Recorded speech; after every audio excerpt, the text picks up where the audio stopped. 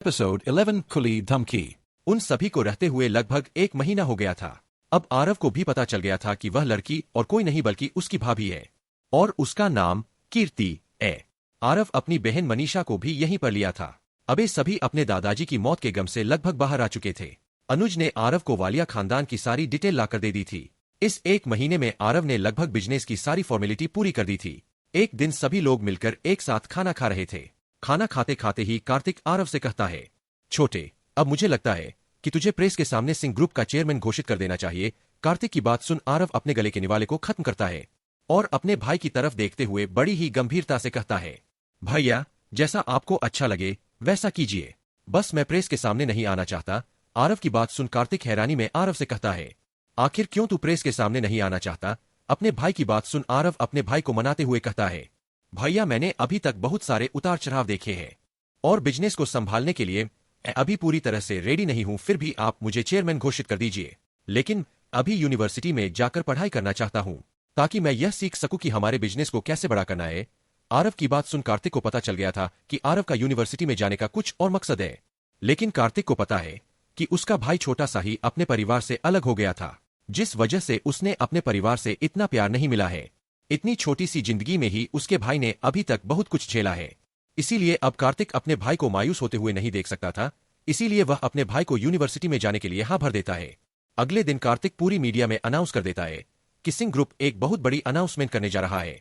कार्तिक, कीर्ति, आरव और मनीषा चारों अब हेरिटेज विला में रहने लग गए थे। अगले दिन हेरिटेज विला के सामने मीडिया की कतार लगी हुई थी। विला के अंदर से नीले रंग के सूट बूट में कार्तिक बाहर आता है। होस्टेज के ऊपर जाकर मीडिया का अभिवादन करते हुए कहता है, आप सभी का बहुत बहुत शुक्रिया जो मेरे एक बार कहने पर ही आप सभी यहाँ पर पधारे। आप सभी को तो पता ही होगा कि मैंने आप सभी को एक साथ क्यों इकट्ठा किया है। कार्तिक की बात को बीच में काटते हुए एक रिपोर्टर कार्तिक से पूछता है, सर, हमारे सुनने में आई थी कि 1 महीने पहले नेकी राम सिंह का निधन हो गया है, क्या यह बात सच है? अगर यह बात सच है तो सिंह ग्रुप का चेयरमैन और सीईओ कौन होगा? उस रिपोर्टर की बात सुनकर कार्तिक रिपोर्टर की तरफ देखते हुए बड़ी ही गंभीरता से कहता है, अपने सवाल मेरी बात खत्म होने से पहले ही पूछ लिया है और मैं आपको अभी यही बात बताने जा रहा था, तो कृपया करके पहले मेरी बात को सुन लीजिए और फिर बाद में अपने सवालों को पूछ लेना। इतना कहने के बाद कार्तिक एक गहरी सांस लेता है और इधर उधर देखता है ताकि कोई और रिपोर्टर उससे कोई सवाल तो नहीं पूछने वाला। जब कार्तिक पूरी तरह से निश्चित हो जाता है कि कोई और रिपोर्टर से उससे कोई सवाल नहीं पूछने वाला, तो कार्तिक अपनी बात को आगे बढ़ाते हुए कहता है, आप सभी ने बिल्कुल सही सुना है।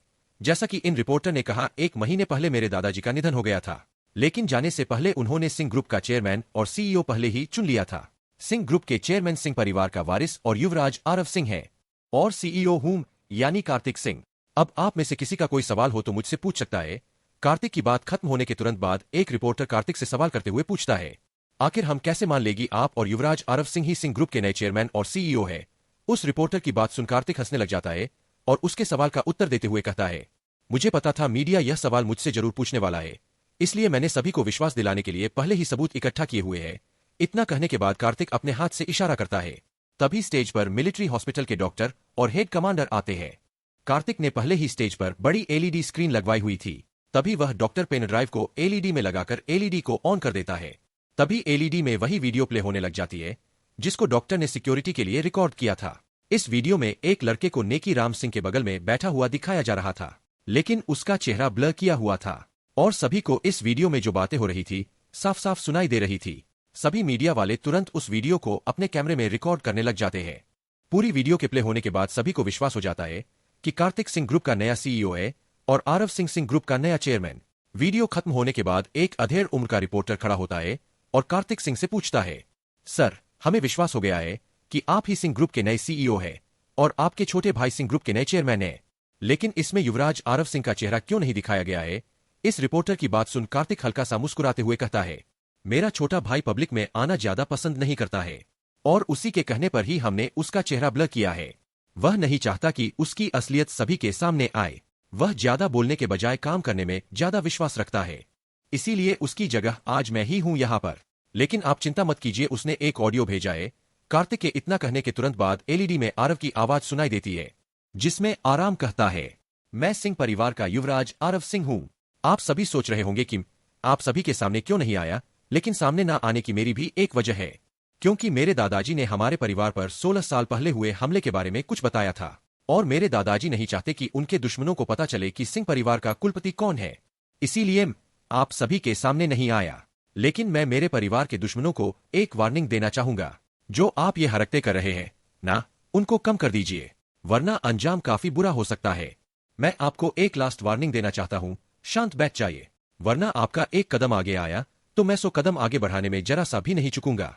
और मैं सभी से यही गुजारिश करना चाहता हूं कि सिंह परिवार को अपना कार्य चुपचाप करने दीजिए। आज का यह इवेंट सभी चैनल्स पर लाइव चल रहा था, इसलिए आरव की इस बात ने पूरे बिजनेस वर्ल्ड को हिला डाला था।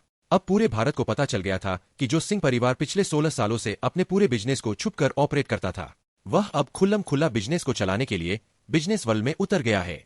सिंह परिवार के इतने ओपनली बिजनेस वर्ल्ड में आने की वजह से पूरे बिजनेस वर्ल्ड में तहलका तो मचने वाला था। सिंह परिवार के चेयरमैन के द्वारा कही हुई बातें एक टिक टिक चलते हुए टाइम बम की तरह थी। आरव के इतने ओपनली धमकी देने की वजह से पूरे बिजनेस वर्ल्ड में हलचल मच गई थी। अब सभी को पता चल गया था कि सिंह परिवार एक बहुत बड़ी ताकत को अपने साथ लेकर आया है, वरना सिंह परिवार इतनी ओपनली नहीं बताने वाला था कि वह बिजनेस वर्ल्ड में आने वाले हैं। कार्तिक का यह इंटरव्यू किसी जंगल में लगी आग की तरह चारों तरफ बहुत तेजी से फैल रहा था। और फिर भले ही सबको पता था कि सिंह परिवार पिछले 16 सालों से छुपकर कार्य कर रहा था, लेकिन आज भी इसकी ताकत और पैसे का रुतबा कम नहीं हुआ था। आज भी सिंह परिवार के पास जितना पैसा था, उतना पैसा शायद ही किसी दूसरे परिवार के पास होगा। अब सभी को पता चल गया था कि युवराज आरव सिंह सिंह ग्रुप के चेयरमैन हैं, जिस वजह से वह भारत के सबसे अमीर व्यक्ति बन गए थे। वहीं दूसरी तरफ आरव का एडमिशन यूनिवर्सिटी में करवाने के लिए कार्तिक पर्सनली दिल्ली यूनिवर्सिटी के चांसलर को फोन करके अपने भाई के एडमिशन के लिए कहते हैं। आरव अगले दिन यूनिवर्सिटी में जाने के लिए गाड़ी का प्रयोग नहीं करता, वह बस से ही यूनिवर्सिटी में चला जाता है। उसका काम यूनिवर्सिटी वालों ने पहले ही कर दिया था। आरव बहुत ही सिंपल लुक में यूनिवर्सिटी के अंदर जाता है। आरव ने एक प्लेन ऑफ व्हाइट शर्ट और ब्लू जीन्स पहनी हुई थी। शर्ट की स्लीव फोल्ड की हुई थी। यूनिवर्सिटी के अंदर जाने के बाद आरव देखता है कि बहुत से लोग यूनिवर्सिटी में इधर उधर घूम रहे हैं। एपिसोड 12, यूनिवर्सिटी में पहला दिन। आरव बहुत ही सिंपल लुक में यूनिवर्सिटी के अंदर जाता है। आरव ने एक प्लेन व्हाइट शर्ट और ब्लू जीन्स पहनी हुई थी। शर्ट की स्लीव फोल्ड की हुई थी। यूनिवर्सिटी के अंदर जाने के बाद आरव देखता है कि बहुत से लोग यूनिवर्सिटी में इधर उधर घूम रहे हैं। आरव सीधा यूनिवर्सिटी के प्रिंसिपल के पास जाता है। हालांकि चांसलर के अलावा किसी को भी नहीं पता था कि आरव सिंह परिवार का युवराज आरव सिंह है। इसलिए आरव जब प्रिंसिपल के पास पहुंचा तो प्रिंसिपल आरव को बड़ी अजीब तरह से देख रहा था, क्योंकि आरव यूनिवर्सिटी के बीच में एडमिशन लिया था। प्रिंसिपल आरव को सारी डिटेल बता देते हैं।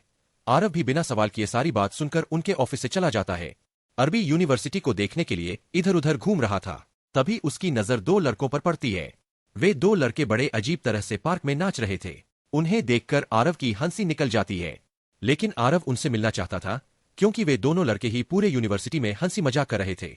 उनकी हरकतें ऐसी थी अगर कोई सीरियस इंसान भी उन्हें देख ले तो हंसी आ जाए। आरव अपने कदमों को उन दोनों लड़कों की तरफ बढ़ा देता है।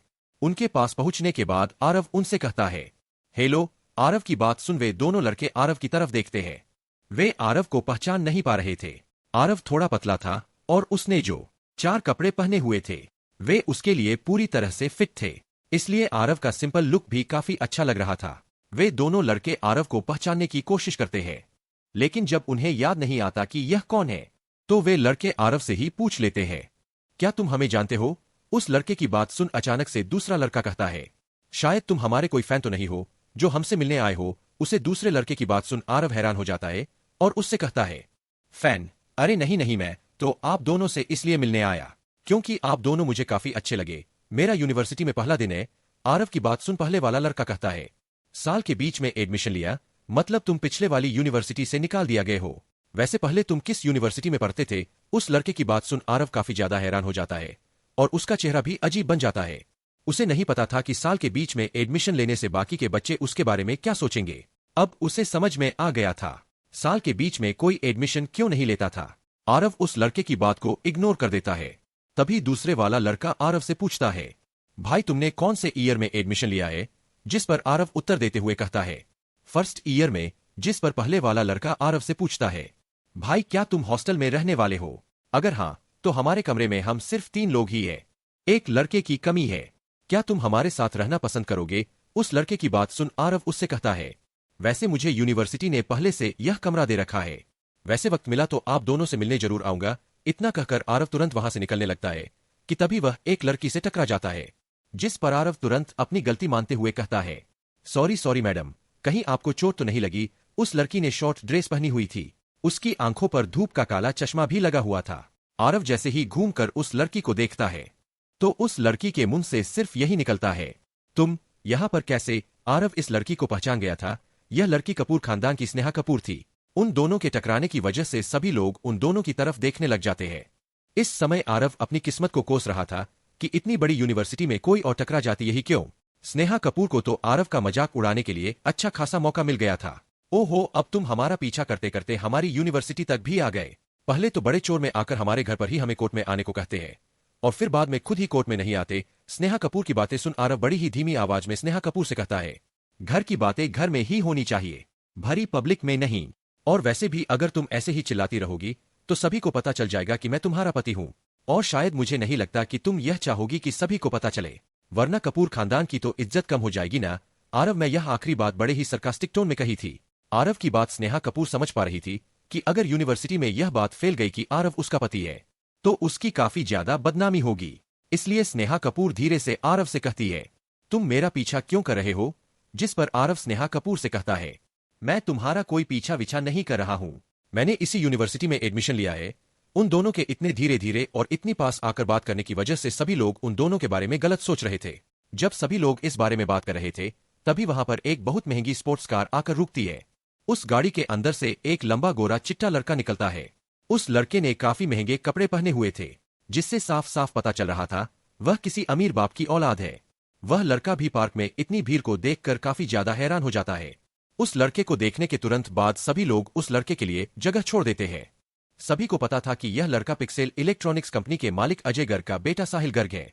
और सभी को यह भी पता था कि साहिल गर्ग स्नेहा कपूर से बहुत ज्यादा प्यार करता है।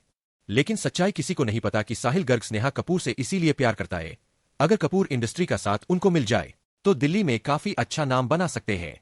साहिल गर्ग तुरंत अंदर आते हुए देखता है कि स्नेहा कपूर और एक लड़का बहुत ही पास आकर एक दूसरे से बातें कर रहे हैं। उनको देखकर साहिल गर्ग गुस्से में आग बबूला हो जाता है। साहिल गर्ग तुरंत गुस्से में स्नेहा कपूर की तरफ बढ़ता है और उसके पास जाकर आरव को धक्का दे देता है। साहिल के इतने जोर से धक्का मारने पर भी आरव सिर्फ एक कदम ही पीछे हुआ था। आरव साहिल को बड़े ध्यान से देख रहा था। वह यह जानने की कोशिश कर रहा था कि कहीं इससे उसकी किसी तरह की कोई दुश्मनी तो नहीं है। धक्का खाने के बाद भी आरव इस समय काफी ज्यादा शांत था। वहां इकट्ठा हुए सभी लोग साहिल की इस हरकत को देखकर काफी ज्यादा डर गए थे, लेकिन जतिन के चेहरे पर तो किसी भी तरह का कोई भी डर नहीं था। वह तो हैरानी में साहिल को घूरे जा रहा था। साहिल गुस्से में आरव की तरफ देखते हुए कहता है, तेरी हिम्मत कैसे हुई मेरी गर्लफ्रेंड के इतने पास खड़े होने की? आखिर तू है कौन? आरव ने अभी थोड़ी देर पहले जिन दो लड़कों से बात की थी वह काफी ज्यादा परेशान हो गए थे। वे नहीं चाहते थे कि साहिल आरव को किसी तरह का कोई नुकसान पहुंचाए।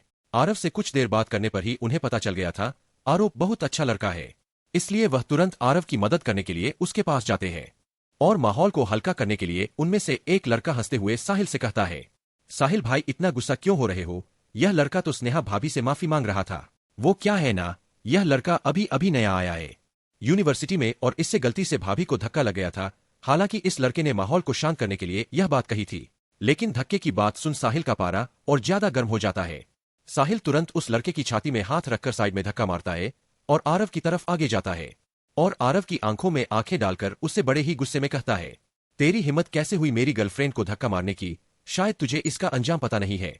इस पूरी यूनिवर्सिटी में सब मुझे साहिल भाई के नाम से जानते हैं और अगर तू चाहता है तेरे साथ कुछ भी गलत ना हो तो अपने घुटनों पर आकर मुझसे और मेरी गर्लफ्रेंड से माफी मांग ले, वरना मुझे भी नहीं पता मैं तेरे साथ क्या कर दूंगा। साहिल गर्ग की बात सुन आरव हंसी में टाल देता है और फिर साहिल से कहता है, मैंने मान लिया गलती मेरी थी और मैंने पहले सॉरी बोल भी दिया, लेकिन अगर अब भी तू चाहता है कि मैं घुटनों के बल बैठकर इससे माफी मांगू तो तू यह करवा सकता है, लेकिन अपने सपनों में। और रही बात तेरी दादागिरी और तेरे पैसे की, इससे तू उनको डरा सकता है जिनके पास जिगरा नहीं होता।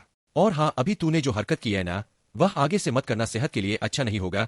इतना कर आरव साहिल के कंधे को थपथपाते हुए वहां से निकल जाता है। साहिल गर्ग वहां से सिर्फ आरव को जाते हुए देख पा रहा था। वह इस समय कुछ भी करने की हालत में नहीं था, क्योंकि जब आरव ने उसके कंधे को थपथपाया तब अचानक से उसके शरीर में एक अजीब तरह का डर पैदा हो गया था जो उसे आरव के साथ पंगा लेने से रोक रहा था। स्नेहा कपूर के साथ आई हुई उसकी 3 दोस्त आरव के इस एटीट्यूड से काफी ज्यादा इम्प्रेस हो गई थी। उन्हें विश्वास नहीं हो रहा था कि कोई नया लड़का साहिल गर्ग के साथ इस तरह से भी बातें कर सकता है। हालांकि साहिल गर्ग से भी ज्यादा अमीर लड़के इस यूनिवर्सिटी में पढ़ते थे। लेकिन वे सभी फर्स्ट ईयर वालों से सीनियर थे। और फर्स्ट ईयर में जितने भी अमीर घर के लड़के थे सभी साहिल गर्ग के साथ रहते थे। साहिल गर्ग का फर्स्ट ईयर के स्टूडेंट्स में एक अलग तरह का रुतबा था और आज आरव उसी रुतबे को अपने पैरों के तले कुचल कर चला गया था और साहिल गर्ग को कुछ भी नहीं कर पाया। वह बस खड़ा खड़ा आरव को जाते हुए देख रहा था। स्नेहा कपूर को विश्वास नहीं हो रहा था कि आरव पिक्सेल इलेक्ट्रॉनिक्स कंपनी के मालिक के बेटे को इस तरह से बेइज्जत करेगा, लेकिन स्नेहा को अब अच्छा भी लग रहा था क्योंकि अब साहिल गर्ग अपने आप आरव से निपट लेगा। आरव के पीछे पीछे वे दो लड़के भी तुरंत दौड़ते हुए आते हैं जो आरव को बचाने की कोशिश कर रहे थे। वे तुरंत आरव के पास पहुंचकर आरव से कहते हैं, भाई मेरा नाम सिद्धार्थ सोनी है और इसका नाम मुकुल देशपांडे है। भाई क्या तुम भी किसी अमीर खानदान से हो क्या जो उस साहिल गर्ग से सीधा भीड़ गए? सिद्धार्थ सोनी की बात सुन आरव उससे हैरानी में पूछता है, आखिर वह ऐसा कौन है? आरव की बात सुन दोनों एक दूसरे को देखते रह जाते हैं। मुकुल देशपांडे तुरंत आरव को बताता है, वह पिक्सेल इलेक्ट्रॉनिक्स कंपनी के मालिक अजय गर्ग का बेटा साहिल गर्ग है। इतने बड़े बाप का बेटा होने की वजह से वह सबके ऊपर दादागिरी करता फिरता है और आज तुम जिस लड़की से टकराए थे वह कपूर इंडस्ट्रीज के मालिक के तीसरे भाई की बेटी है। उसका नाम मुकुल देशपांडे आगे कुछ बोल पाता उससे पहले आरव कहता है, स्नेहा कपूर है। सिद्धार्थ सोनी आरव को हैरानी में देखते हुए उससे पूछता है, तुम उसे कैसे जानते हो? जिस पर आरव उससे कहता है, उसे छोड़ो तुम क्या कह रहे थे, पहले उसे बताओ। जिस पर मुकुल देशपांडे आगे बताते हुए आरव से कहता है, वह साहिल गर्ग स्नेहा कपूर को अपनी गर्लफ्रेंड मानता है, लेकिन स्नेहा कपूर कभी भी उसे भाव नहीं देती और जब भी वह स्नेहा कपूर को अपनी गर्लफ्रेंड बताता है तो वह उससे बहुत गाली सुनता है। मुकुल देशपांडे की बात सुन आरव मुकुल देशपांडे से पूछता है, तो फिर आज उसने उसे अपनी गर्लफ्रेंड बताया तो उसने उससे कुछ क्यों नहीं कहा? आरव के इस सवाल का जवाब सिद्धार्थ सोनी देता है, क्योंकि यूनिवर्सिटी में बहुत से लड़के हैं जो स्नेहा कपूर को प्रपोज करते रहते हैं। स्नेहा कपूर को बिल्कुल भी पसंद नहीं कि कोई उसे प्रपोज करे और अगर इस तरह की कोई बात सामने आती है तो साहिल गर्ग ही उससे निपटता है और उस समय जब साहिल कपूर उसे अपनी गर्लफ्रेंड बताता है तो वह उससे कुछ नहीं कहती। सिद्धार्थ सोनी की सारी बात सुन आरव गहरी सांस लेते हुए सिद्धार्थ सोनी की तरफ देखते हुए गंभीरता से पूछता है, तो फिर तुमसे भाभी भाभी क्यों कह रहे थे?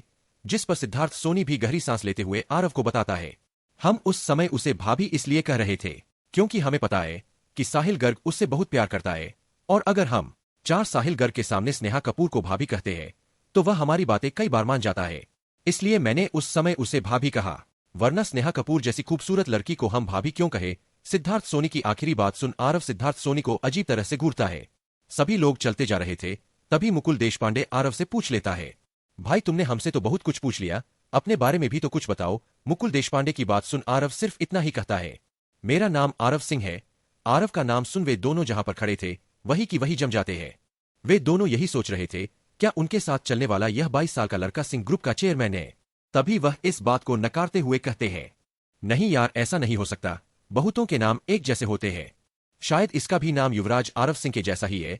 सिद्धार्थ सोनी हंसते हुए आरव के कंधे पर हाथ मारते हुए उससे कहता है, भाई तेरा नाम तो सिंह ग्रुप के चेयरमैन के जैसा है, इस नाम ने पूरे भारत में हलचल पैदा कर दी है। सिद्धार्थ सोनी की बात सुन आरव का चेहरा वैसा ही रहता है जैसा पहले था। आरव अपनी जेब से कॉल निकालता है और कार्तिक को फोन मिला देता है। वे दोनों लड़के देख पा रहे थे कि आरव ने कार्तिक भाई नाम के इंसान को कॉल मिलाया है। 2 रिंग के बाद सामने से फोन उठा लिया जाता है। फोन के दूसरी तरफ से कार्तिक की आवाज आती है, छोटे क्या हुआ, क्या कोई दिक्कत आ गई है क्या? आरव सीधे कार्तिक से कहता है, भाई आप हमारी दिल्ली ब्रांच के मैनेजर का नंबर सेंड कर दीजिए, मैं बार बार आपको कॉल करूंगा तो शायद काम करने में थोड़ी परेशानी आ सकती है। आरव की बात सुन कार्तिक आरव से पूछता है, आखिर ऐसा क्या हो गया जो तुझे हमारे दिल्ली ब्रांच मैनेजर का नंबर चाहिए? क्या कोई दिक्कत है क्या? मुझे बता। जिस पर आरव कहता है, कुछ नहीं भाई, एक कंपनी है पिक्सेल इलेक्ट्रॉनिक करके, तो उसका तो मालिक है ना, क्या नाम बताया था उसने? हाँ, अजय गर्ग का बेटा है। साहिल गर्ग वह पंगा लेने की सोच रहा है और इन छोटे मोटे मामलों में आपको परेशान नहीं करना चाहता, इसलिए मैंने ब्रांच मैनेजर का नंबर मांगा था। आरव की सारी बात सुन कार्तिक भी समझ गया था। उसके भाई के मीडिया के सामने ना आने की वजह से कई छोटे मोटे बिजनेसमैन उससे पंगा लेने की सोच सकते हैं और अगर इन मामलों में डायरेक्ट कार्तिक अपना हाथ डालता है तो शायद सिंह ग्रुप की रेपुटेशन कम हो सकती है और इन मामलों की वजह से कार्तिक बिजनेस पर भी ध्यान नहीं दे पाएगा। इसलिए कार्तिक भी आरव की बात समझ गया था और वह आरव को ब्रांच मैनेजर का नंबर सेंड कर देता है। वहीं आरव के बगल में खड़े मुकुल देशपांडे और सिद्धार्थ सोनी काफी ज्यादा हैरान हो जाते हैं।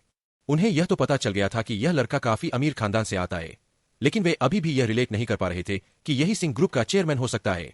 वे दोनों अपनी इसी सोच में थे कि तभी कार्तिक आरव के पास दिल्ली के ब्रांच मैनेजर का नंबर सेंड कर देता है सिंह ग्रुप के दिल्ली के ब्रांच मैनेजर का नाम अखिल था। आरव बिना देर किए उस नंबर पर कॉल मिलाता है।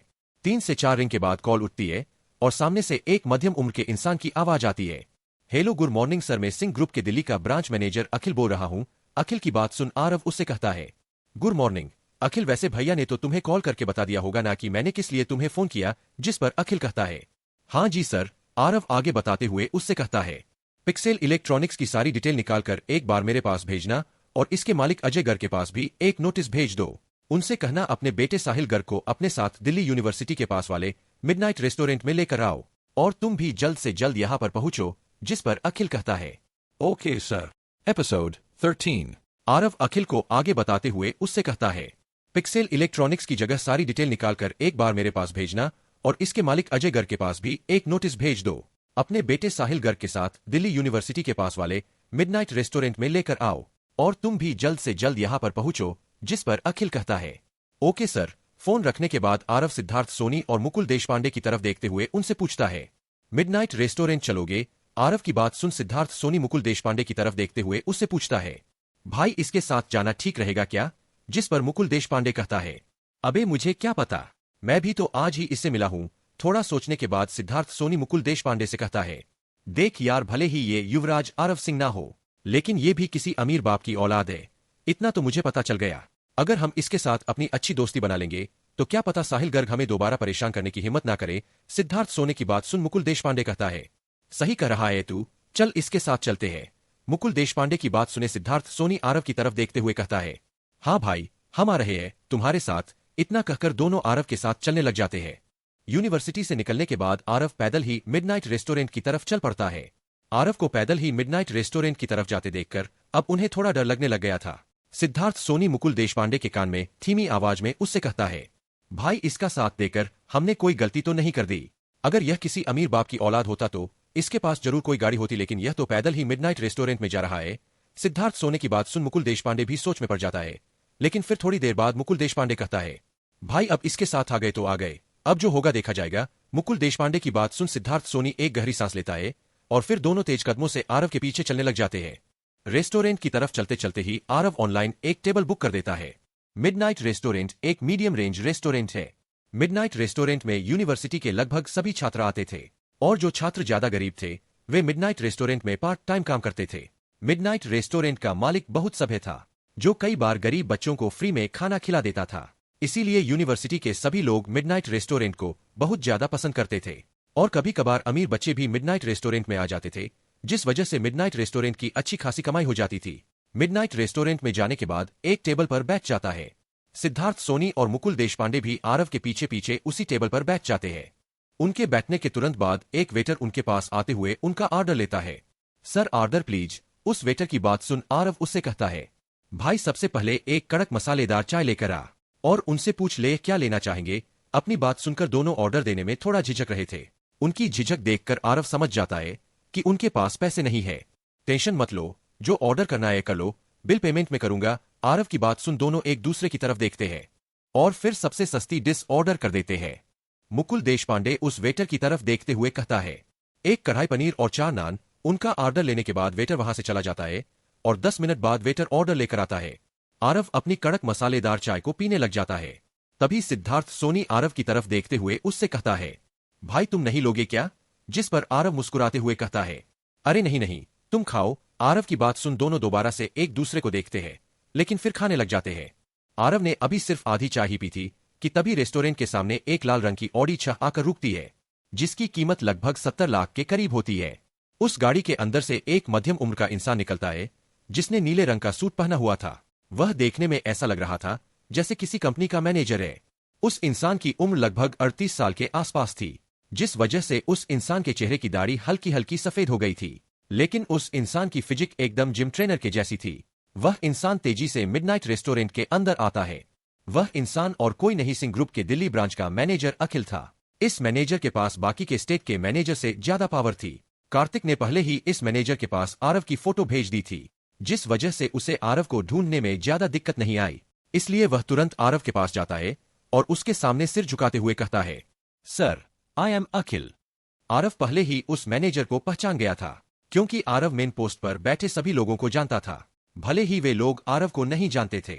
आरव एक गहरी सांस लेते हुए अखिल की तरफ देखता है और फिर उससे पूछता है, मैंने जो काम बोला था वो हो गया? जिस पर अखिल सिर झुकाते हुए कहता है, जी सर। इतना कहकर अखिल आरव की तरफ एक फाइल आगे बढ़ा देता है और फिर आरव से कहता है, सर इसमें पिक्सेल इलेक्ट्रॉनिक से लेकर गर्ग परिवार की सारी डिटेल है। उस फाइल को लेते हुए आरव खोल कर देखता है। फाइल को पूरी पढ़ने के बाद आरव अखिल की तरफ देखते हुए कहता है, इम्प्रेसिव, यह कंपनी आगे जाकर बहुत ग्रो करने वाली है। इतना कह आरव अखिल की तरफ देखते हुए कहता है, अखिल हम इस कंपनी के 30% शेयर खरीदेंगे, तुम जल्दी से वकील से कहकर पेपर रेडी करवाओ। जतिन की बात सुन अखिल अपनी गर्दन को हाँ में हिला देता है और अपने फोन को निकालकर वकील को फोन करके पेपर रेडी करने को बोलता है। यूनिवर्सिटी में साहिल गर्ग अपने अमीर दोस्तों के साथ बैठकर दूसरे बच्चों को परेशान कर रहा था। तभी उसकी बगल में बैठा एक लड़का साहिल की तरफ देखते हुए कहता है, भाई आपने उस नए लड़के को ऐसे कैसे जाने दिया? उस समय आपने हमें फोन क्यों नहीं किया? हम बताते उस साले को पानी में रखकर मगरमच्छ से बैर नहीं रखना चाहिए। उसी तरह यूनिवर्सिटी में रहना है तो हमसे बैर नहीं करना चाहिए। उसी लड़के की हाँ में हाँ मिलाते हुए दूसरा लड़का कहता है, सही कहा भाई तू। अगर अब की बार हमें वो लड़का दिख गया ना तो उसका ऐसी खबर लेंगे, अगली बार हमसे टकराने की हिम्मत ही नहीं करेगा। इतना कहकर सभी लोग हंसने लग जाते हैं। इन दोनों की बात सुन साहिल गर्ग भी पूरी चोर में आकर कहता है, अरे कुछ नहीं यार, मैंने तो उसे बच्चा समझकर छोड़ दिया था, लेकिन मुझे क्या पता था उसे छोड़ने की वजह से पूरी यूनिवर्सिटी में मेरी बेइज्जती हो जाएगी। अब तो उस साले को मजा चखाना पड़ेगा। कल यूनिवर्सिटी में आएगा ना, साले के आते साथ पैर तोड़ूंगा। साहिल गर्ग की बात सुन पहले वाला लड़का दोबारा से कहता है, ठीक है साहिल भाई, हमें भी बुला लियो, हम भी थोड़ा हाथ साफ कर लेंगे। जिस पर साहिल गर्ग कहता है, ठीक है बुला लूंगा। तभी साहिल गर्ग का फोन बजता है। साहिल गर्ग जैसे ही फोन निकाल कर देखता है तो उसके पापा का फोन आ रहा था। अपने पापा की कॉल देखकर साहिल गर्ग थोड़ा हैरान हो जाता है, क्योंकि उसके पापा कभी भी यूनिवर्सिटी के टाइम पर उसको कॉल नहीं करते। लेकिन फोन तो बाप का आया था, इसलिए उठाना तो पड़ेगा। इसलिए साहिल गर्ग फोन उठाते हुए कहता है, हेलो पापा, क्या कर रहे थे? दूसरी तरफ से भारी और गुस्सैल भरी आवाज सुनाई देती है, अबे गधे के बच्चे, अब तूने क्या किया? अचानक से अपने बाप से गाली खाने की वजह से साहिल गर्ग हैरान हो जाता है। इसलिए साहिल गर्ग तुरंत अपने पापा से पूछता है, पापा आखिर क्या हुआ? अपने बेटे के इस सवाल को सुन अजय गर्ग कहते हैं, तू मुझे सिर्फ इतना बता, तूने किसी सिंह ग्रुप के इंसान के साथ पंगा तो नहीं ले लिया? अपने पापा की बात सुन साहिल गर्ग हैरानी में अपने पापा से कहता है, पापा आप भी कमाल की बात करते हो, मैं सिंह ग्रुप के किसी इंसान के साथ क्यों पंगा लूंगा? हाँ मान लिया मैं लोगों से पंगे लेते रहता हूँ, लेकिन मैं इतना बेवकूफ नहीं हूँ जो इतनी बड़ी कंपनी के किसी आदमी के साथ पंगा लूंगा। वैसे क्या हुआ? आप इतना बड़ा क्यों रहे हो? अपने बेटे की इस बात को सुन अजय गर्ग को पहले तो थोड़ी शांति होती है, लेकिन फिर टेंशन में साहिल गर्ग को बताते हुए कहते हैं, आज मेरे पास सिंह ग्रुप के दिल्ली के ब्रांच मैनेजर अखिल का कॉल आया है। उसने तुम्हें और मुझे यूनिवर्सिटी के पास वाले मिडनाइट रेस्टोरेंट में बुलाया है और आज ही थोड़ी देर पहले ही कंपनी में सिंह ग्रुप से हमारे लिए एक नोटिस आया है। उस नोटिस में भी तुम्हारा नाम हाईलाइट किया हुआ था, इसलिए तुम भी जल्दी से वहां से निकलो और मैं भी यहां से निकल रहा हूं। इतना कहकर अजय गर्ग फोन काट देते हैं। अपने पापा की बात सुन अखिल गर्ग का गला सूख जाता है। टेंशन के मारे उसके माथे पर पसीना भी आ जाता है, लेकिन फिर भी वह हिम्मत करते हुए अपने दोस्तों की तरफ देखते हुए कहता है, दोस्तों अभी तो मेरे पापा का बहुत अर्जेंट कॉल आया था, इसलिए मुझे जाना होगा। कल मिलता हूं तुमसे। इतना कह अखिल गर्ग तुरंत अपनी स्पोर्ट्स कार लेकर यूनिवर्सिटी से निकल जाता है। अखिल गर्ग इस समय इतना टेंशन में था कि उसने 15 मिनट की दूरी को 5 मिनट में पूरा कर लिया था। मिडनाइट रेस्टोरेंट के सामने तुरंत उसकी गाड़ी आकर रुकती है और 10 मिनट के बाद मिडनाइट रेस्टोरेंट के सामने एक और लग्जरी गाड़ी आकर रुकती है। मिडनाइट रेस्टोरेंट में बैठे लोग सभी यह दृश्य देखकर काफी ज्यादा हैरान हो जाते हैं। हालांकि उन्हें पता था कि मिडनाइट रेस्टोरेंट में कई बार अमीर लोग भी आ जाते हैं, लेकिन आज मिडनाइट रेस्टोरेंट को देखकर ऐसा लग रहा था जैसे यह कोई आम रेस्टोरेंट नहीं बल्कि 5 स्टार होटल। इस दृश्य को देखकर रेस्टोरेंट का स्टाफ तुरंत अपने बॉस के ऑफिस में जाकर उनको सारी बात बता देता है कि आज रेस्टोरेंट में 3 बहुत अमीर इंसान आए हैं, जिस वजह से रेस्टोरेंट का मालिक तुरंत रेस्टोरेंट से बाहर आता है। उस लग्जरी गाड़ी का रुकने के तुरंत बाद पीछे की खिड़की खुलती है और उसमें से एक 45 वर्षीय इंसान बाहर निकलता है। वह इंसान इस समय इतना ज्यादा परेशान था कि उसने यह तक भी नहीं देखा अभी तक उसका ड्राइवर अपनी जगह से नहीं उठा है। वह इंसान खुद ही दरवाजा खोलकर रेस्टोरेंट के अंदर आने लगता है, लेकिन तभी रेस्टोरेंट का मालिक रेस्टोरेंट से बाहर आ जाता है और अपने सामने एक इंसान को देखकर उसके चेहरे पर एक लंबी मुस्कान आ जाती है। रेस्टोरेंट का मालिक एक मोटा इंसान था जिसने लाइट पिंक शर्ट और डार्क ब्लू पेंट और एक डार्क ब्लू ब्लेजर पहना हुआ था, जिसके बटन खुले थे, जिस वजह से उसका पेट बिल्कुल साफ साफ दिख रहा था। रेस्टोरेंट का मालिक अपने सामने वाले इंसान को देखकर काफी ज्यादा खुश हो जाता है और तुरंत दौड़ते हुए उनके पास जाता है और उनका स्वागत करते हुए कहता है, अरे अजय गर्ग साहब, आप आइए आइए अंदर आइए, मैं आपके लिए स्पेशल टेबल बुक करवाता हूँ। अपने पापा को देखकर साहिल गर्ग तुरंत अपने पापा के पास जाता है। रेस्टोरेंट में आते वक्त साहिल गर्ग सिर्फ यही सोच रहा था कि शायद सिंह ग्रुप के मैनेजर उनके साथ कोई डील करना चाहते हैं। इसलिए वह तुरंत अपने पिता से कहता है, पापा आप इतने परेशान क्यों हो रहे हो? क्या पता सिंह ग्रुप के मैनेजर हमारे साथ किसी तरह की कोई डील करने वाले हो? अपने बेटे की बात सुन अजय गर्ग चिल्लाते हुए उसे कहते हैं, चुप एकदम चुप। तुझसे पहले बिजनेस करना सीखा था और तुझसे ज्यादा बिजनेस के तौर तरीके पता है मुझे। अगर उन्हें हमारे साथ कोई बिजनेस करना होता ना तो वो हमें डिनर पर बुलाते, ना कि ऐसे नोटिस भेजकर हमें यहाँ पर आने को कहते हैं। और अब अगर तूने अपना मुंह खोला ना तो तेरे मुंह पर खींचकर ऐसा लगाऊंगा। इतना कहकर अजय गर्ग सीधा रेस्टोरेंट के अंदर जाने लग जाता है। वह इस समय यह तक भूल गया था कि रेस्टोरेंट का मालिक उसका स्वागत करने के लिए रेस्टोरेंट से बाहर आया हुआ है। रेस्टोरेंट का मालिक यह तो समझ में आ गया था कि अजय गर्ग के साथ जरूर कुछ तो बुरा हुआ है, इसलिए वह अजय गर्ग से कुछ नहीं कहता, बस उनके पीछे पीछे चलने लग जाता है। रेस्टोरेंट के अंदर जाने के बाद अजय गर्ग अपने माथे से पसीना पूछते हुए इधर उधर देखते हैं। तभी उनकी नजर एक इंसान पर पड़ती है जो नीले रंग का सूट बूट पहनकर खड़ा हुआ था। अजय गर्ग के साथ साथ पूरा बिजनेस वर्ल्ड इस इंसान को जानता था, क्योंकि इंसान के इंटरव्यू पूरे बिजनेस वर्ल्ड और इंटरनेट में फैले हुए हैं। एपिसोड 14 युवराज को मारा है। रेस्टोरेंट का मालिक यह तो समझ में आ गया था कि अजय गर्ग के साथ जरूर कुछ तो बुरा हुआ है, इसलिए वह अजय गर्ग से कुछ नहीं कहता, बस उनके पीछे पीछे चलने लग जाता है। रेस्टोरेंट के अंदर जाने के बाद अजय गर्ग अपने माथे से पसीना पूछते हुए इधर उधर देखते हैं। तभी उनकी नजर एक इंसान पर पड़ती है जो नीले रंग का सूट बूट पहनकर खड़ा हुआ था। अजय गर्ग के साथ साथ पूरा बिजनेस वर्ल्ड इस इंसान को जानता था, क्योंकि इंसान के इंटरव्यू पूरे बिजनेस वर्ल्ड और इंटरनेट में फैले हुए हैं। एक ही दिन में पूरे बिजनेस वर्ल्ड को समझ में आ गया था कि इस इंसान से पंगा लेना बहुत ही खतरनाक साबित हो सकता है। सभी लोगों को यह तो पता चल गया था कि सिंह परिवार बिजनेस वर्ल्ड में दोबारा एंटर कर चुका हूं, लेकिन कोई भी यह नहीं जान पाया था कि सिंह परिवार के पास आखिर अब कितनी ताकत है। लेकिन सभी को इतना तो पता चल गया था कि सिंह परिवार पहले से ज्यादा ताकतवर बनकर लौटा है, चाहे वो पैसे के मामले में हो या चाहे वह ताकत के मामले में हो। छोटे बिजनेसमैन को इतना तो पता था कि अगर सिंह परिवार के पास उसकी 1% ताकत भी है तो भी वह छोटे बिजनेस को खत्म करने के लिए काफी है। इसीलिए छोटे बिजनेसमैन तो सिंह परिवार के साथ दुश्मन बनने के लायक भी नहीं है। अजय गर्ग ने तो 6 सालों में ही अपने बिजनेस को 1000 करोड़ से ज्यादा का बना दिया था, और अगर सिंह परिवार उसे बर्बाद करने पर आ गया तो शायद उसे एक दिन भी नहीं लगेगा। अगर वह आज सिंह ग्रुप के मैनेजर के साथ अच्छे से डील नहीं करता है तो उसके 6 सालों की मेहनत पल भर में बर्बाद हो सकती है। इसलिए अजय गर्ग तुरंत अखिल की तरफ आगे बढ़ने लग जाता है। साहिल गर्ग तुरंत अपने पापा के पीछे हो लेता है। अजय गर्ग अखिल के सामने आने के तुरंत बाद अपना सिर झुकाते हुए कहते हैं, गुड आफ्टरनून अखिल सर, हमसे आखिर ऐसी क्या गलती हो गई जिससे आप इतना नाराज हो गए? अजय गर्ग की बात सुन अखिल तुरंत आरव की तरफ देखता है, लेकिन आरव अपने हाथ से इशारा करके उसे आगे बातें करने को बोलता है। आरव से आदर मिलने के बाद अखिल अजय गर्ग की तरफ देखते हुए बड़ी ही गंभीरता से कहते हैं, देखिए अजय जी, मैं सीधा पॉइंट टू पॉइंट बात करने वाला इंसान हूं। आपके बेटे ने युवराज पर हाथ उठाने की गलती की है। अब आप खुद ही बताइए कि आप किस तरह से मामला सुलझाना पसंद करेंगे। अखिल की बात सुनो अजय गर्ग के पैरों के तले से जमीन खिसक जाती है। उसे विश्वास नहीं हो रहा था कि उसका यह नालायक बेटा पंगा लेगा तो सीधा सिंह परिवार के युवराज से। अगर अजय गर्ग ने इस मामले को ढंग से नहीं सुलझाया तो उसके बेटे की यह करतूत उसके पूरे बिजनेस को ले डूबेगी। इस समय अजय गर्ग काफी ज्यादा डरा हुआ था, क्योंकि उसे नहीं पता था कि सिंह परिवार उसके बिजनेस और बेटे के साथ क्या करेगा, और दूसरी तरफ उसे अपने बेटे पर बहुत ज्यादा गुस्सा आ रहा था। वही साहिल गर्ग भी अखिल की इस बात को सुन काफी ज्यादा हैरान हो जाता है। साहिल गर्ग अपनी सफाई में तुरंत अखिल से कहता है, देखिए सर, वैसे मुझे भी पता है बड़ों के बीच में छोटों को बोलना नहीं चाहिए, लेकिन मैं युवराज को जानता तक भी नहीं हूं तो उनके ऊपर हाथ उठाने की गलती मैं कैसे कर सकता हूं। साहिल गर्ग की इस बात को सुन आरव अपनी चाय की आखिरी घुट लेता है और कप को टेबल पर रखते हुए साहिल गर्ग की तरफ देखता हुए बड़ी ही गंभीरता से कहता है, ओहो, गर्ग परिवार का युवराज अब झूठ भी बोलने लग गया है। पहले तो खुद ही धक्का मारते हो और अब ना जानने की बातें करते हो। उस आवाज को सुन अजय गर्ग और साहिल गर्ग तुरंत अखिल के बगल में कुर्सी पर बैठे लड़के की तरफ देखते हैं। साहिल गर्ग जैसे ही उस लड़के को देखता है तो उसके पैरों के तले से जमीन खिसक जाती है। उसे विश्वास नहीं हो रहा था आज वह जिस लड़के से भिड़ा वह सिंह परिवार का युवराज होगा। अगर उसे इस बात का पहले पता होता तो वह भीड़ के अंदर ही नहीं आता।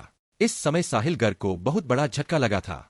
अजय गर्ग को जैसे ही पता चलता है अखिल के बगल में बैठा यह लड़का युवराज आरव सिंह है तो वह तुरंत उसके पैरों में गिर जाता है और अपने बेटे की जान की भीख मांगते हुए कहता है, युवराज मुझे माफ कर दीजिए, मैंने ही अपने बेटे को अच्छी शिक्षा नहीं दी। युवराज आप ही इसको कुछ सिखा दीजिए, बस मेरे बेटे को जान से मत मारना। अजय गर्ग गिड़गिड़ाते हुए आरव से अपने बेटे की जान की भीख मांग रहा था। आरव अपनी नजरें अजय गर्ग से हटाकर साहिल गर्ग की तरफ करता है, शायद तुम में तुम्हारे पिता की तरह एक भी गुण नहीं है। इस समय तुम्हारे पिता तुम्हारी जान बचाने के लिए मेरे पैरों में गिरकर तुम्हारी जान की भीख मांग रहे हैं और तुम अभी भी बिल्कुल सीधे खड़े हो। मानना पड़ेगा बहुत गत से तुम में साहिल गर्ग से इतना कहने के बाद आरव अजय गर्ग की तरफ देखते हुए बड़ी ही गंभीरता से कहता है, देखिए अजय जी, मैं भी इस मामले को ज्यादा बड़ा नहीं करना चाहता। इसने मुझे धक्का मारा है। वैसे यह बात छोटी तो है नहीं, इसलिए आप अपने बेटे का एक हाथ तोड़ दीजिए और अपने बिजनेस के 30% शेयर सिंह ग्रुप को दे दीजिए। शायद आप खुद ही यह काम कर देंगे तो मैं शायद आपकी बात मानकर आपके बेटे की जान बख्श दूंगा, वरना मैं अपनी पर आ गया तो आपके पूरे बिजनेस को बर्बाद कर दूंगा और आपके बेटे के साथ फिर मुझे भी नहीं पता मैं क्या करूंगा। आरव की बात सुन अजय गर्ग काफी ज्यादा परेशान हो जाते हैं, क्योंकि वह अपने ही जन्मे बेटे का एक हाथ कैसे तोड़ सकते हैं। इसलिए वह आरव की तरफ देखते हैं और क्षमा मांगते हुए बड़ी ही गंभीरता से कहते हैं, युवराज, आप भले ही मेरे बिजनेस का 50% ले लीजिए, लेकिन मेरे बेटे के साथ इतना बुरा मत कीजिए। युवराज ने अपने बेटे को कभी भी घर से बाहर नहीं निकलने दूंगा, लेकिन आप उसका हाथ मत तोड़िए। आपको अपने बिजनेस के 50% शेयर देने को भी तैयार हूं, पर प्लीज मेरे बेटे को छोड़ दीजिए। युवराज, मुझे पता है मेरे बेटे ने काफी बड़ा गुनाह किया है, इसके लिए आपके पैरों में पड़कर माफी मांगता हूं, लेकिन मेरे बेटे के हाथ को मत तोड़िए प्लीज। Yuvraj please. इस समय अजय गर्ग एक बिजनेसमैन की जगह कमजोर लाचार बाप दिखाई दे रहा था, जो अपने बेटे की जान बचाने के लिए अपना सब कुछ कुर्बान करने को तैयार है। आरव भी अजय गर्ग की सारी बात सुनकर एक लंबी गहरी सांस लेता है और अजय गर्ग की तरफ देखते हुए बड़ी ही गंभीरता से कहता है, आप अपने 30% शेयर को सिंह ग्रुप को ट्रांसफर करने की तैयारी कीजिए। आपके बेटे के साथ जो होगा वह मैं खुद देख लूंगा। इतना कहने के बाद आरव अखिल को हाथ से इशारा करता है। आरव का इशारा मिलने के तुरंत बाद अखिल जैसे ही फोन निकालकर वकील को फोन करने वाला होता है, तभी रेस्टोरेंट के अंदर काले कोट में एक वकील अंदर आता है और वह तुरंत अखिल के पास जाकर उनको पेपर थमा देता है। अखिल तुरंत उन पेपर्स को टेबल पर रख देता है। आरव अजय गर्ग की तरफ देखते हुए पेपर्स को थपथपाते हुए कहता है, साइन कीजिए। अजय गर्ग न चाहते हुए भी आरव की बात मान पेपर्स पर साइन कर देता है। साइन होने के बाद आरव एक गहरी सांस लेते हुए अजय गर्ग से कहता है, आपने मेरी एक बात तो मान ली, अब दूसरी बात भी मान लीजिए, अपने बेटे का एक हाथ तोड़ दीजिए। साहिल गर्ग समझ गया था कि आरव अपनी बात को मनवा कर रहेगा, इसलिए वह भी तुरंत अपने घुटनों के बल गिर जाता है और आरव के पैर पकड़कर उससे माफी मांगने लग जाता है। इस समय दोनों पिता और बेटे आरव के पैरों में गिरे हुए थे। अपने सामने इस तरह के दृश्य को देखकर सिद्धार्थ सोनी और मुकुल देशपांडे काफी ज्यादा हैरान हो जाते हैं। उन्हें विश्वास नहीं हो रहा था कि जिस इंसान के बारे में पूरा भारत बात कर रहा है वह उनसे इतनी अच्छी तरह से पेश आएगा। इस समय वे दोनों अपने आप को किसी सेलिब्रिटी से कम नहीं मान रहे थे। वह यह देखकर भी काफी ज्यादा हैरान थे कि दिल्ली का इतना बड़ा बिजनेसमैन भी आरव सिंह के सामने कुछ भी नहीं है। एपिसोड 15। इस समय दोनों पिता और बेटे आरव के पैरों में गिरे हुए थे। अपने सामने इस तरह के दृश्य को देखकर सिद्धार्थ सोनी और मुकुल देशपांडे काफी ज्यादा हैरान हो जाते हैं। उन्हें विश्वास नहीं हो रहा था कि जिस इंसान के बारे में पूरा भारत बात कर रहा है वह उनसे इतनी अच्छी तरह से पेश आएगा। इस समय वे दोनों अपने आप को किसी सेलिब्रिटी से कम नहीं मान रहे थे। वह यह देखकर भी काफी ज्यादा हैरान थे कि दिल्ली का इतना बड़ा बिजनेसमैन भी आरव सिंह के सामने कुछ भी नहीं है। अब वे दोनों अखिल गर्ग को बड़ी ही अजीब तरह से देख रहे थे। अजय गर्ग को भी पता था उनके बेटे ने इतने बड़े युवराज पर हाथ उठाने की बहुत बड़ी गलती की है, इसकी सजा तो उसे मिलकर ही रहेगी। लेकिन वह अपने बेटे की सजा को थोड़ा कम करवाना चाहते थे, लेकिन उन्हें यह नहीं पता था कि उनके बेटे को आरव ने पहले ही थोड़ी सजा दी है। आरव की युवराज वाली पहचान को जानकर ही अजय गर्ग काफी ज्यादा डर गए थे। लेकिन अगर उन्हें यह भी पता चल गया कि आरव वह अंडरवर्ल्ड में मशहूर डेविल है, तो क्या पता अजय गर्ग को हार्ट अटैक ही आ जाए। आरव धीरे धीरे अपने कदमों को साहिल गर्ग की तरफ बढ़ाता है। आरव को अपनी तरफ बढ़ता देखकर साहिल गर्ग काफी ज्यादा डर जाता है और वह उल्टे कदमों से पीछे होने लग जाता है। आरव के चेहरे पर एक अजीब सी शांति थी, जिस वजह से वहां का माहौल काफी ज्यादा भयानक हो गया था। आरव चलता चलता है कि गहरी सांस लेता है और पलक झपकते ही साहिल गर्ग के कंधे पर एक जोरदार मुक्का मार देता है। अचानक से मुक्का लगने की वजह से साहिल गर्ग का कंधा डिस्लोकेट हो जाता है और उसकी बाह टूट जाती है। अचानक से मुक्का लगने की वजह से साहिल गर्ग दर्द में चिल्लाता है। साहिल गर्ग को विश्वास नहीं हो रहा था कि कोई इंसान आखिर इतना तेज कैसे हो सकता है। आरव भी अपनी यह रफ्तार देखकर थोड़ा हैरान रह जाता है। उसे यह तो पता था कि उसके गुरुजी ने उसको काफी एडवांस मार्शल आर्ट सिखाया था, लेकिन उसे यह बिल्कुल भी नहीं पता था कि उसके मार्शल आर्ट में इतनी तेज रफ्तार भी होगी। इस समय साहिल गर्ग दर्द में तड़प रहा था। अपने बेटे को इस तरह से तड़पता देखकर तुरंत अजय गर्ग अपने बेटे के पास आते हैं। आरव भी अखिल और उन दोनों लड़कों की तरफ देखते हुए कहता है, चले। आरव की बात सुन तीनों अपने ख्यालों से बाहर आते हैं और आरव के पीछे चलने लग जाते हैं। वहीं अजय गर्ग अपने बेटे के पास बैठे थे। रेस्टोरेंट से निकलने के बाद भी आरव का गुस्सा शांत नहीं हुआ था, इसलिए वह बाहर खड़ी साहिल गर्ग की स्पोर्ट गाड़ी के शीशे पर मुक्का मारकर उसके शीशे को तोड़ देता है। एक मुक्के में शीशे को टूटता देखकर मुकुल देशपांडे और सिद्धार्थ सोनी काफी ज्यादा डर जाते हैं। अपने गुस्से को शांत करते हुए आरव अखिल की तरफ देखते हुए बड़ी ही गंभीरता से कहता है, अखिल कपूर इंडस्ट्रीज के ज्यादातर शेयर खरीद लो मुझे कल तक कपूर इंडस्ट्रीज का चेयरमैन बनाए। आरव की बात सुन बिना कोई सवाल जवाब किए अखिल आरव से कहता है, ठीक है सर। फिर आरव अखिल को जाने को कह देता है। आरव की बात सुन अखिल तुरंत सिर झुकाते हुए वहां से चला जाता है। फिर आरव मुकुल देशपांडे और सिद्धार्थ सोनी को लेकर वापस यूनिवर्सिटी चला जाता है। मुकुल देशपांडे और सिद्धार्थ सोनी के अलावा किसी को भी नहीं पता था कि आज दिल्ली यूनिवर्सिटी के अमीरजादे साहिल गर्ग का हाथ तोड़ दिया गया है, वह भी एक ऐसे लड़के ने जिसने अभी अभी एडमिशन लिया है। चलते चलते आरव मुकुल देशपांडे और सिद्धार्थ सोनी की तरफ देखते हुए कहता है, मेरी असली पहचान लीक नहीं होनी चाहिए। आरव की बात सुन दोनों बिना कुछ बोले अपनी गर्दन को हिला देते हैं। फिर आरव उन दोनों को लेकर यूनिवर्सिटी के मैश में चला जाता है। आरव उन दोनों की तरफ देखते हुए बड़ी ही गंभीरता से कहता है, तुम दोनों को पता है मैंने तुम्हें अपनी असली पहचान के बताओ, जिस पर दोनों अपनी नहीं में गर्दन हिला देते हैं, जिस वजह से आरव के चेहरे पर हल्की मुस्कान आ जाती है। फिर आरव आगे बोलते हुए कहता है, क्योंकि मुझे तुम दोनों काफी ईमानदार और बहादुर लगे हो, मेरा कोई भी दोस्त नहीं है। और जब तुम दोनों बिना सोचे समझे मुझे बताने के लिए इतने अमीर बाप की औलाद के खिलाफ हो गए, तो मुझे तुम दोनों काफी अच्छे लगे थे, इसलिए मैं तुम दोनों से दोस्ती करना चाहता था। और कभी भी मेरे स्टेटस के साथ मुझसे बात मत करना, मैं तुम्हारा दोस्त हूँ, मुझसे दोस्तों की तरह बात करना। मुकुल देशपांडे और सिद्धार्थ सोनी आरव की बात सुन काफी ज्यादा खुश हो जाते हैं। उन्हें विश्वास नहीं हो रहा था कि इतना बड़ा आदमी उनसे इस तरह से बातें करेगा। आरव की बात सुन अब वे दोनों भी थोड़ा नॉर्मल हो जाते हैं। फिर भी तीनों आपस में बातें करने लग जाते हैं। थोड़ी देर बाद आरव उनसे कहता है, अच्छा तो फिर ठीक है, मैं चलता हूं, मैं कल से यूनिवर्सिटी में आना शुरू करूंगा। इतना कह आरव वहां से निकल जाता है। यूनिवर्सिटी से निकलते वक्त आरव फोन निकालकर मोनू को कॉल करता है। थोड़ी देर बाद मोनू कॉल उठाते हुए आरव से कहता है, बोलिए छोटे मास्टर। जिस पर आरव कहता है, तुम अभी कहां पर हो? छोटे मास्टर, में अभी दिल्ली यूनिवर्सिटी के पास वाली ब्रांच में हूं। बोलिए क्या काम है? मोनू की बात सुन आरव कहता है, गाड़ी लेकर यूनिवर्सिटी के पास जल्दी आओ। आरव की बात सुन मोनू तुरंत कहता है, जी छोटे मास्टर। इतना कह आरव कॉल रख देता है। यूनिवर्सिटी से बाहर निकल आरव खोखे वाली दुकान के पास जाता है। आरव उस इंसान से कहता है, भाई एक सिगरेट का पैकेट और एक लाइटर देना। आरव की बात सुन दुकानदार तुरंत आरव को एक सिगरेट का पैकेट और एक लाइटर दे देता है। दुकानदार को पैसे देने के बाद आरव एक सिगरेट को निकालता है और उसे जला लेता है। उस दुकानदार के पास खड़े होकर ही आरव एक कस मारता है। आरव की लुक एकदम सिंपल थी, लेकिन फिर भी लोग एक झलक उसे देख रहे थे। रोड के साइड में एक लड़कों का ग्रुप था जो आरव के सिगरेट पीने के स्वैग को देखते ही रह जाते हैं। आरव के खड़े होने में ही एक अलग तरह का एटीट्यूड और आत्मविश्वास दिखाई दे रहा था, जो वहां पर चलने वाले किसी में भी नहीं था। तभी गाड़ी में बैठी एक लड़की यूनिवर्सिटी से बाहर निकलकर जा रही थी। वह आरव को सिगरेट पीता देखकर काफी ज्यादा हैरान हो जाती है, क्योंकि उसने कभी भी आरव को सिगरेट पीते नहीं देखा था। यह और कोई नहीं बल्कि स्नेहा कपूर थी।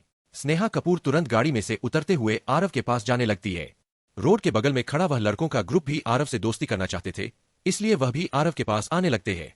लेकिन अगले ही पल उन्होंने अपने सामने जो दृश्य देखा उसे देखकर भी काफी ज्यादा हैरान हो जाते हैं। वही स्नेहा कपूर भी इस दृश्य को देखकर हैरान हो जाती है।